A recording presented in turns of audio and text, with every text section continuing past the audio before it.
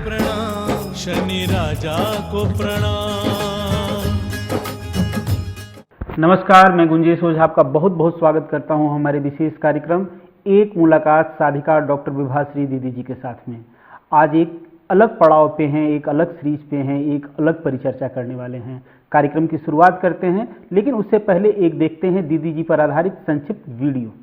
शनि साधिका doctor Vibhashri दीदी जी का संक्षिप्त परिचय। श्री शनीश्वर तीर्थ क्षेत्र शनि आश्रम चिकल थाना छत्रपति संभाजी नगर महाराष्ट्र की आप संस्थापिका हैं। आपके इस शनि आश्रम में ही 24, 25, 26 जून 2023 को एक भव्य पंचतत्व महोत्सव पंच महाभूत लोकोत्सव का आयोजन हुआ था। पंचतत्वों की सुरक्षा और संतुलन के माध्यम से जीवन रक्षा के लिए इन पंचतत्व महोत्सव में राष्ट्रीय संत सम्मेलन का आयोजन हुआ। इस आयोजन के प्रथम दिन का दीप प्रज्वलन अनेक महामंडलेश्वरों पीठाधीश्वरों ने मिलकर किया। संपूर्ण कार्यक्रम का आयोजन और संचालन प्रसिद्ध एस्ट्रोलॉजर साधिका डॉक्टर विभाश्री दीदी जी ने ही किया, जिनके व्यक्तिगत निमंत्रण पर भारत के अनेक राज्यों से 100 से भी अधिक संत महात्मा सद्गुरु आध्यात्म शिरोमणि श्री शनि आश्रम छत्रपति संभाजी नगर महाराष्ट्र की पावन भूमि के संत सम्मेलन में पधारे थे और पूरे महाराष्ट्र क्षेत्र से भी लगभग 500 संत महात्माओं प्रवक्ताओं विद्वानों ने भी इस आयोजन में भागीदारी निभाई और प्रमुख वक्ताओं ने अपने अपने उद्बोधन से लोगों को मंत्रमुग्ध भी किया, जिसमें कोल्हापुर महाराष्ट्र के कनेरी मठ के पीठाधीश्वर स्वामी अदृश्य काट सिद्धेश्वर स्वामी जी, अखिल भारतीय गोसेवा संघ रायपुर छत्तीसगढ़ के प्रमुख दूधाधिधारी मठ के मठाधीश महामंडलेश्वर श्री राजेश्वरी महंत श्री राम सुंदर दास जी महाराज प्रमुख थे। साथ ही बीजेपी के राष्ट्रीय प्रवक्ता श्री सुधांशु त्रिवेदी और नारी रत्न राजेश्वरी मोदी उर्फ राज दीदी नारायण रैकी सत्संग परिवार मुंबई ने अपनी ओजस्वी मोटिवेशनल वाणी से सभी को मंत्रमुग्ध किया। 3 दिनों में 30 से अधिक वक्ताओं को सुनने का सौभाग्य मिला। शनि साधिका डॉक्टर विभाश्री दीदी जी के द्वारा संचालित इस राष्ट्रीय संत सम्मेलन की ज्ञानवर्धक झलकियां शनि साधिका दीदी जी के ही ज्ञानवर्धक कार्यक्रम सुभारती टीवी के सुभारती संवाद साधिका डॉक्टर विभाश्री दीदी जी के साथ कार्यक्रम का महत्वपूर्ण हिस्सा भी बनी। इस पूरे 3 दिवसीय संत सम्मेलन में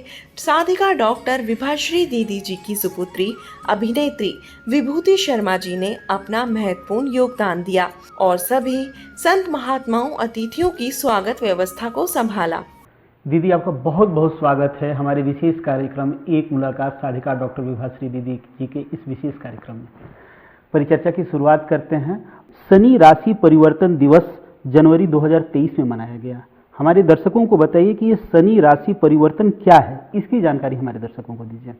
हाँ, जैसा कि मैंने आपको पहले बताया था कि 2.5 साल में एक बार शनिदेव का एक राशि से दूसरी राशि में प्रवेश होता है और वो हमने जनवरी में भी 2020 में मनाया था। तो हमारी एक कल्पना रहती है कि कुछ हम अच्छा नया करें, विशिष्ट करें, बड़ा करें, तो लोगों को अनुभूति हो कि शनि कृपा मिली है और शनिदेव बड़े प्रसन्न हुए हैं, तो हम कोई कमी नहीं छोड़ते हैं। तो इस बार भी हमने 17 जनवरी को जो शनि राशि परिवर्तन दिवस था उसकी मनाने की तैयारी 14 जनवरी से कर रखी थी और फिर शनि अवश्य आ गई यहाँ पर 21 जनवरी को, तो कंटिन्यू उसे रखा। तो 14 जनवरी से 21 जनवरी तक ये पूरा सप्ताह हो गया हमारे इस आयोजन का। और इसमें फिर कुछ हमारे साधु संत महामंडलेश्वर आए। मेरी एक किताब का विमोचन सरल शांति पूजन के नाम से जो किताब मैंने लिखी थी उसका विमोचन भी हुआ 17 जनवरी को शनि राशि परिवर्तन पर। और फिर जो तकलीफ़ में थे, फिजिकली बहुत तकलीफ़ में थे, जिनको कोई मेडिसिन काम नहीं कर रही थी, तो मैंने लोगों से कह रखा था कि जिस दिन शनि राशि परिवर्तन होगा उस दिन आप यहाँ आ जाना और मेरे हाथ से मैं एक खुराक दवा आपको खिलाऊंगी। आपको बिना किसी ऑपरेशन के और बिना किसी मेडिकल दवा के एक 50% से ज़्यादा राहत दे सकती हूँ मैं, और शनिदेव जी प्रसन्न होंगे तो आप पूरी तरह ठीक भी हो सकते हैं।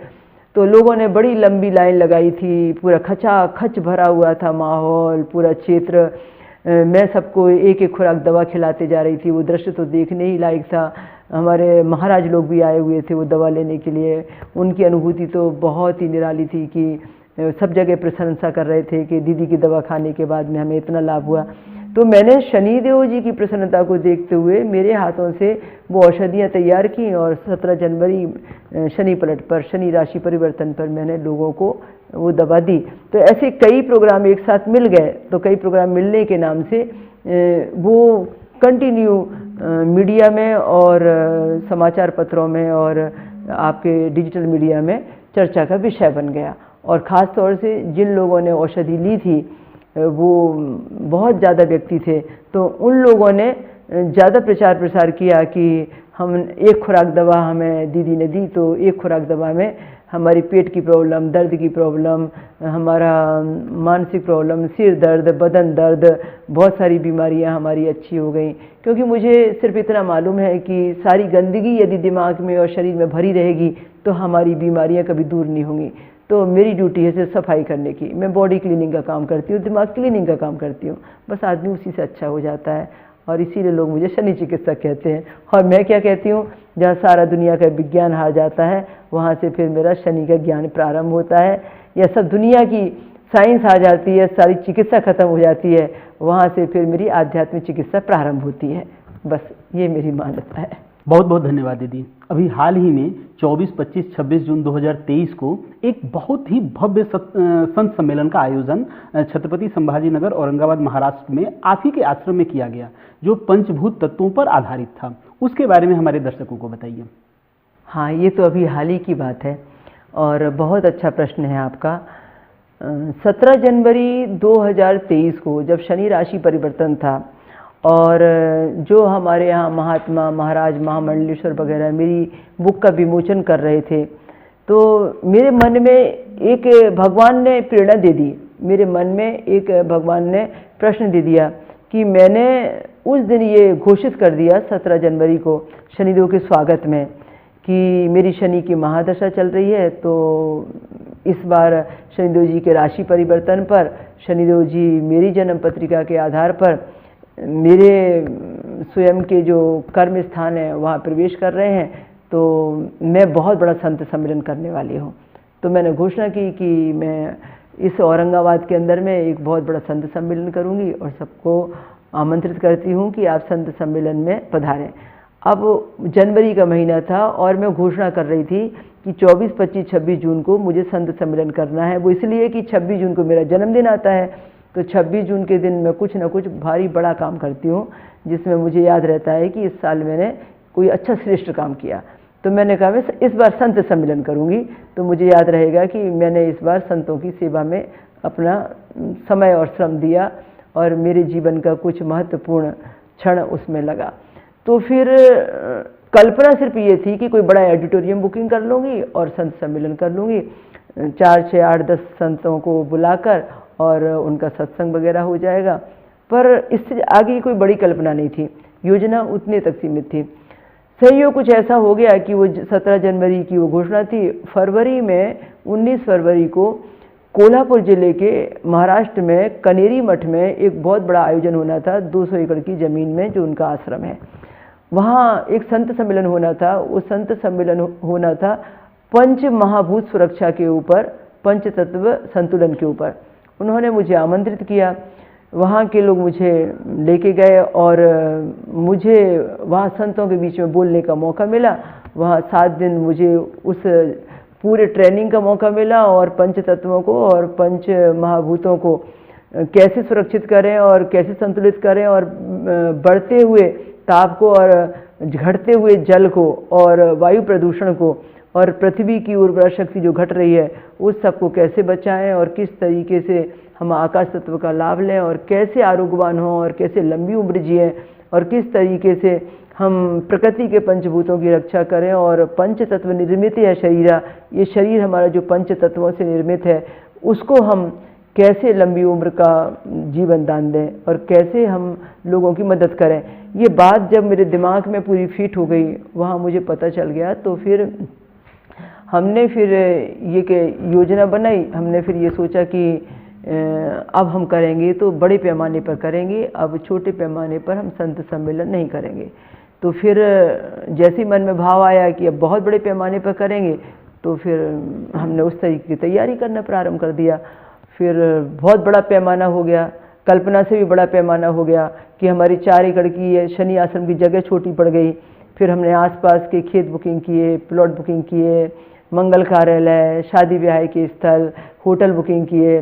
फिर तो बढ़ते ही चला गया और फिर वो तो सुभारती टीवी ने लाइव लिया था, तो सुभारती टीवी के माध्यम से 3 दिन का यह सम्मेलन सबने लाइव भी देखा होगा, तो अंदाज़ा लग गया होगा कि कितने पीठाधीश्वर और कितने मठाधीश और कितने आध्यात्म प्रेमी लोग, कितने महामंडलेश्वर, कितने सद्गुरु और कितने भागवताचार्य, कितने कथाकार, सभी लोग आए थे यहाँ पर और सभी ने पंचतत्वों को बचाने के लिए और पंचतत्वों की सुरक्षा के लिए जो रिसर्च किया, योगदान दिया, वो अत्यंत सराहनीय था। यहाँ तक कि ऐसे लोग भी यहाँ मंच पर आए जो कभी किसी ऐसे बड़े धार्मिक मंचों पर आपने देखे नहीं होंगे, तो उन लोगों ने भी हमें बहुत सहयोग दिया और बहुत समर्थन दिया और सबकी मैं आभारी हूँ कि उन्होंने संत सम्मेलन को सफल बनाया। दीदी, संत सम्मेलन और आपका जन्मदिन दोनों के उपलक्ष्य में सुभारती चैनल के सीईओ मिस्टर आरपी सिंह मैंने अपनी पत्नी के साथ यहाँ औरंगाबाद आए, उसके बारे में आपका क्या कहना है? हाँ, हमने कल्पना नहीं की थी कि ऐसा योग संयोग हमें मिलेगा।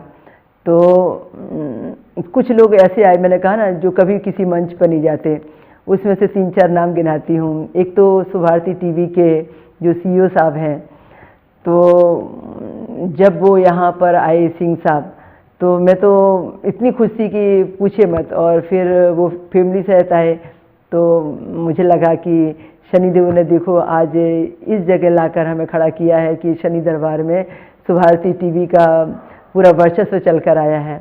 मुझे बहुत आनंद हुआ उस बात से। और उसके बाद में फिर हमने उनको निमंत्रण दिया था आपका सुधांशु त्रिवेदी जी को।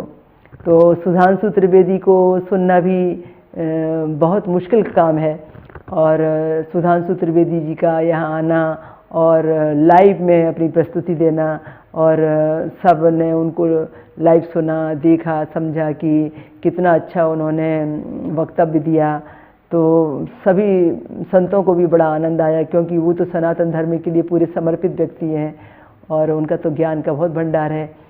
और राजेश्वरी मोदी जी, जिन्हें हम राज दीदी कहते हैं, जो मुंबई की बहुत फेमस नारी रत्न मोटिवेशनल स्पीकर हैं, जिन्हें हम नारायण रैकी सत्संग सेंटर की प्रमुख के रूप में मानते हैं और देखते हैं, उन्होंने भी मंच पर आके 24 तारीख की शाम को और 25 तारीख की शाम को अपना वक्तव्य दिया और अपना प्रशिक्षण दिया और लोगों को मोटिवेट किया और पंचतत्व पर ही बोला।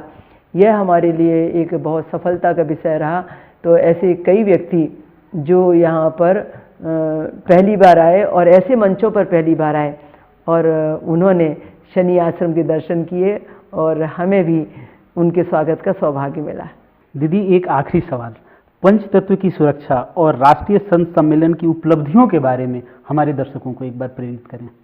हमने जिस उद्देश्य की पूर्ति के लिए यह धर्म सम्मेलन, संत सम्मेलन, यह पंचतत्व उत्सव किया था, वो उद्देश्य हमारा पूरा हुआ।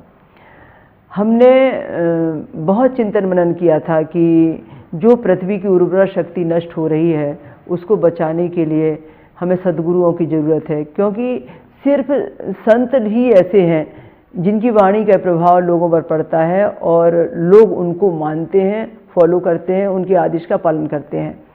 तो हमारा मानना ये था कि मैं कोई भी बात यदि समाज के आगे, राष्ट्र के आगे रखती हूँ, तो उसमें संतों की महत्वपूर्ण भूमिका होनी चाहिए और संत अपने पूरे वर्चस्व से, पूरे तपोबल से उस बात को सामने में रखें और अपने अपने क्षेत्रों में भी, क्योंकि प्रत्येक संत वक्ता हैं और प्रत्येक संत कथाकार हैं और अपने अपने क्षेत्रों में शिष्यों को संबोधित करते हैं और भारी बड़े पैमाने पर वर्चस्व उनका रहा है। यहाँ पर बड़े बड़े अखाड़ों के भी लोग प्रमुख आए थे और नासिक से तो काफ़ी लोग आए थे, त्र्यंबकेश्वर से भी काफ़ी लोग आए थे। तो फिर हमने ये महसूस किया कि उनका अपना एक अपना अलग वर्चस्व है, तो वो अपने क्षेत्रों में जो पंचतत्व सुरक्षा की बातें करेंगे तो हमारी ये जो पीड़ा है वो कम होगी और लोग समझेंगे कि आज प्रकृति की उर्वरा शक्ति जो हम नष्ट कर रहे हैं, जो हमारी लाइफ स्टाइल, जो हमारा स्वार्थ सिद्धिपन, जो हमारा आगे चलकर पृथ्वी के साथ में, जो धरती के साथ में, उसकी उपजाऊ शक्ति के साथ में जो हम खिलवाड़ कर रहे हैं, वो आगे चलकर हमें बहुत तकलीफ देने वाला है। और हम पर्यावरण को नष्ट करते चले जा रहे हैं, हरियाली को नष्ट करते चले जा रहे हैं, भवन खड़े करते जा रहे हैं, खेतों को जला रहे हैं, उसकी उर्वरा शक्ति कम होती चली जा रही है, रासायनिक खादें इतनी डाल रहे हैं कि हम ऑर्गेनिक की तरफ बिल्कुल जा ही नहीं रहे हैं। तो इस तरीके से ऑर्गेनिक खेती कैसे करें और कैसे हम अपनी व्यवस्था को बदलें, तो उसके लिए हमारा ये था कि लोगों को ज्ञान दिया जाए और लोग उसको फॉलो करें और हमारी पृथ्वी की उपजाऊ शक्ति नष्ट होने से बच जाए, धरती हमारी बच जाए, हरी भरी बनी रहे और लोगों को जीवन दान मिले। फिर हमने देखा कि किस तरीके से आकाश हमारा धूमिल हो रहा है, प्रदूषण से भरा हुआ है, वायु पूरी प्रदूषण से भर चुकी है, जल घटता चला जा रहा है। आज नदियाँ खोदते हैं तो पानी नहीं आज नदियों में पानी सूख गया है। जब हम बोर कुआं बनाते हैं, बावड़ी बनाते हैं, तो बहुत गहराई तक भी पानी नहीं मिलता है। तो ये जल की जो बर्बादी है, तो कैसे रोकें, कैसे जल सेव करें। तो अग्नि बढ़ रही है, ताप इतना बढ़ रहा है कि अब सूरज की गर्मी आगे चलकर बर्दाश्त नहीं होगी। और श्वास के लिए यदि आदमी तरसेगा तो कैसे करेंगे, जल के लिए आदमी तरसेगा तो कैसे करेंगे। ये चिंता का विषय था और बहुत गहरा चिंतन का विषय था। तो हम संत समाज ने मिलकर इसकी समस्या का समाधान खोजा कि हमें अपने अपने आंगन की सफाई पहले करनी है, अपनी समस्या का समाधान और अपना पहले जो सुधार है वो पहले करना है, अपनी गलतियों पर पहले काम करना है। पहले हम अपने को सुधारेंगे, फिर दुनिया को सुधारेंगे।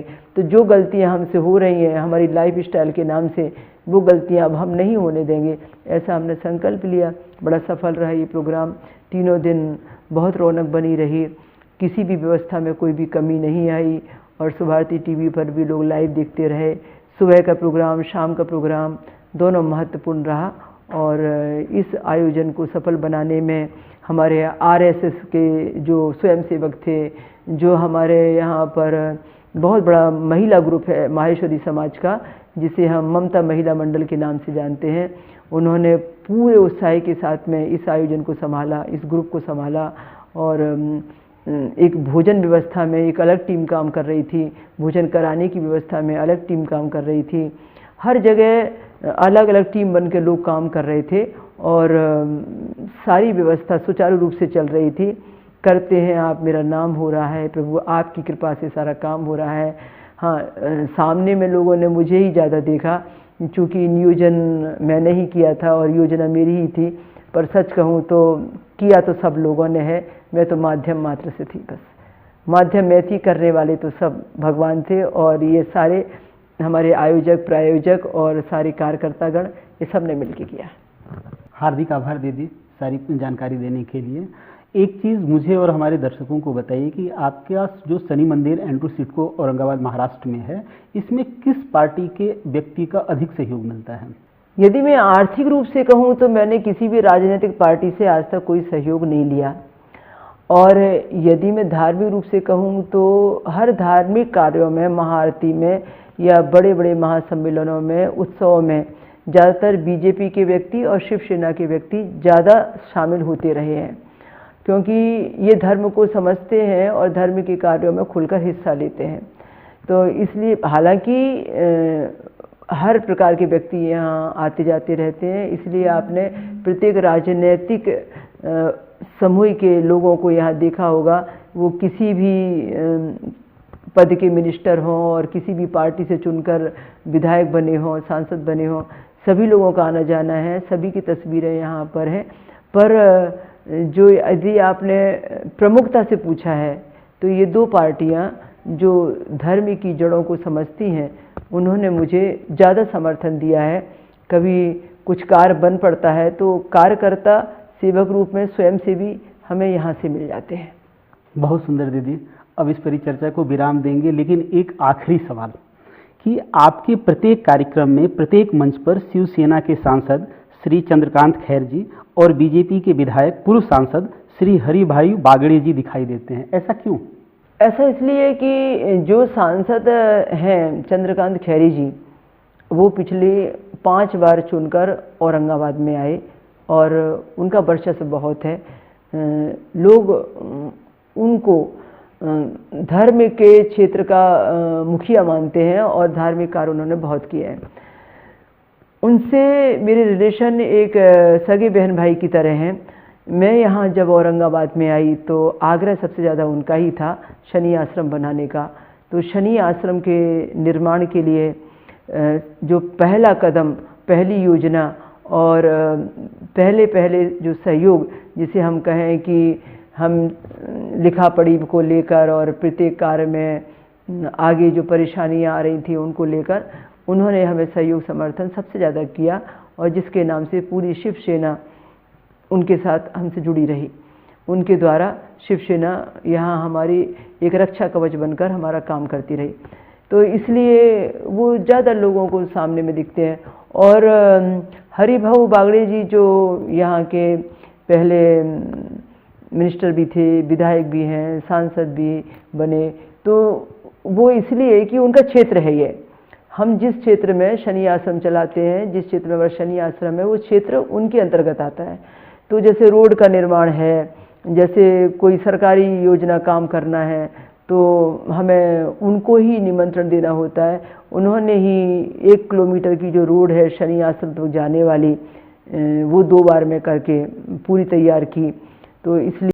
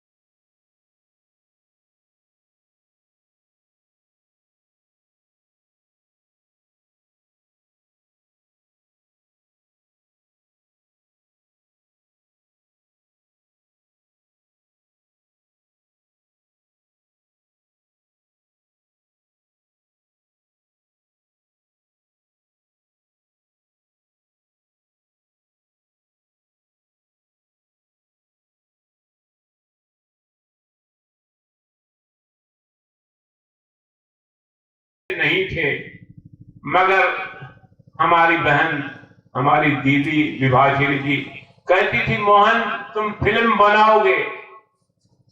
मैं दिल में ही सोचता था कि फिल्म कैसे बनेगी बिना पैसों के, मगर दीदी का चैलेंज था कि फिल्म बनाओगे। और उस दिन से मुझे जो शनि भगवान के बारे में चंद घंटों में रहकर जो मुझे शनि भगवान की जो कथाएं सुनाई, और उस दिन से मेरी आस्था शनि देव पे आज इतनी ज्यादा है और मैंने हर चीज पाया हूं शनि देव से। और ये सब पूरी मार्गदर्शक और आज के युग की देवता आपके सामने बैठी है। मैं क्या कहूं इनके लिए, मेरे पास कुछ भी शब्द नहीं है, क्या कुछ समझ में नहीं आता मैं इनके लिए क्या कहूं। कल जब स्टेडियम में, जब मंच पे हम बैठे थे, ऐसा लग रहा था कि स्टेडियम में स्वर्ग स्टेडियम में पहुंच गया है। मोटिवेशनल स्पीकर म्हणून अनेक शाळा, कॉलेज, मोठमोठी व्याख्यानं देशात परदेशात त्यांनी दिलेली आहेत। महिलाओं, शनिदेव जी की पूजा का अधिकार दिलाने वाली पहली एकमात्र महिला यानी डॉक्टर विभाश्री दीदी जी। सन 1997 से 2019 तक 2000 से भी अधिक स्थानों पर विज्ञान संबंध शनि कथा, ज्योतिष व्याख्यान, ज्ञान यज्ञ, मोटिवेशनल सत्संग करने वाली अकेली महिला यानी डॉक्टर विभाश्री दीदी जी।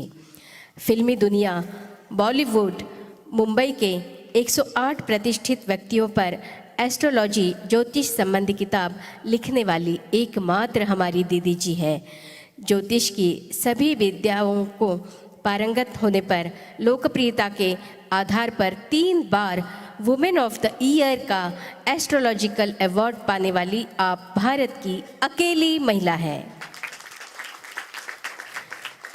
14 अप्रैल 2011 में मुंबई में भारत रत्न अंबेडकर अवार्ड प्राप्त करने वाली पहली आध्यात्मिक महिला यानी डॉक्टर विभाश्री दीदी जी। विदेशों में 11 देशों में हिंदू धर्म संस्कृति ज्ञान को पहुंचाने वाली भारत की अकेली महिला दीदी है। मुझे मेरे राजकारण में से, एजुकेशन के वजह से और सामाजिक कारण में से जब जब मुझे समय मिलता है उस समय मैं थोड़ा जो आध्यात्मिक या प्रवचन होते वो सुनते रहता हूँ टीवी में। तो उस वक्त मैंने एशियन से दीदी का मैंने एक शनिचर को जो आता था शनि महाराज का महत्व उसके बारे में आता था तो मैं सुनता था, लेकिन मेरा और दीदी का ऐसा कभी परिचय नहीं था। लेकिन शनिचर को मैं कभी भी आए कहीं भी रहा तो शनि मंदिर में मैं दर्शन करता था। लेकिन बाय चांस दीदी से मुलाकात हुई और मैं ये शनि महाराज के महत्व से जुड़ते गया और मैं इसका ट्रस्टी भी बन गया। और उस बहाने मैं दीदी से जुड़ा और दीदी ने कुछ बातें मेरे को ऐसी कही जो मुझे राजकारण में, मेरे समाजकारण में, मेरे जीवन में, मेरे इसमें वो आई है और उससे मैं बहुत सारा प्रभावित हुआ हूँ और मेरा उससे लाभ भी हुआ। शनि साधिका डॉक्टर विभाश्री जी के द्वारा अपने इष्ट शनिदेव जी से किए गए हठयोग का प्रमाण यह है शनि तीर्थ क्षेत्र बिरजापुर।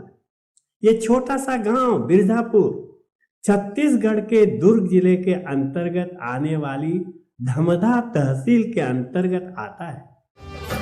शनि आश्रम औरंगाबाद महाराष्ट्र की भूमि महान, इस धरती को नमन करो, यहाँ सिद्ध है शनि का धाम, यहाँ की रजमस्तक जोली शनि उसको पावन कर दे, शीश पर हाथ रहे शनि का दिव्य उसका जीवन कर दे।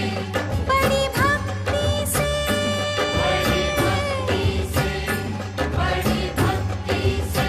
कर लो ध्यान, शनि धनवान देंगे, भजो भक्तो श्रद्धा से शनि नाम, शनि कल्याण करेंगे। ओम शं शनिश्चराय नमः।